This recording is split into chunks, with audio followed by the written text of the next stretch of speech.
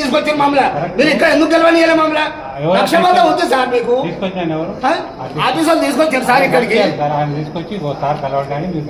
మీరు మమ్మల్ని కలవడి ఇక్కడ నిలబడమంటే నిలబడ్డారు మేము. మీరు మా నలుగురు ఎందుకు ఆపిండ్రు? మీరు పద్ధతి కాదు సార్. మీరు ఎవరిని కలవడానికి వచ్చింది మీరు? సార్ పొంగురెడ్డి గారిని కలవడానికి వచ్చిన సార్. ఎవరు మీది? మాది జనగాం సార్. ఏం సమస్య ఏంది? మాది ల్యాండ్ విషయం ఉంటే సార్, అది ముఖ్యమంత్రి గారికి అప్పీల్ పెట్టినా ఇంకేం పరిష్కారం కాలే. కలెక్టర్ దగ్గర పెండింగ్ ఉన్నది. సార్ రెవెన్యూ మినిస్టర్ కదా, అప్పుడు ఎలక్షన్ నడితే ఎలక్షన్లు ఉన్నాయి బాబు, ఇప్పుడు మేము వద్దు, మీరు ఎలక్షన్ అయిపోయాక మా దగ్గరకు వచ్చి కలుద్దామని వస్తే వాళ్ళు ఆఫీస్లో కూర్చున్నా పెట్టింది సార్ పొద్దు నుంచి. ఇప్పుడు మీటింగ్ అయిన కొద్ది సార్ వస్తారన్నారు. మళ్ళీ తర్వాత సార్ రాడు, అక్కడ మీటింగ్ అయితే మాట్లాడుతున్నారు. విలేకరులతో అక్కడికి పోమన్నారు సార్. ఇటు తీసుకొచ్చి ఇక్కడ పోలీసులు వీళ్ళు మమ్మల్ని కల్పనిస్తారు. గింత అన్యాయం ఉంటుంది సార్. మేము పేదల్లో మంది ఇట్లా అన్యాయం చేస్తాం.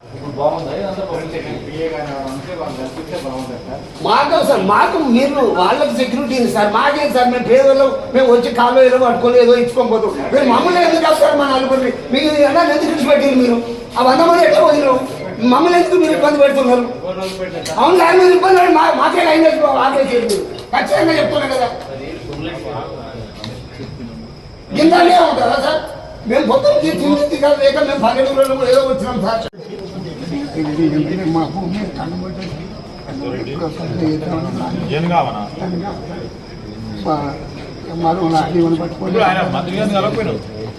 కలోనీ మీ వాళ్ళు పోలీసు వాళ్ళు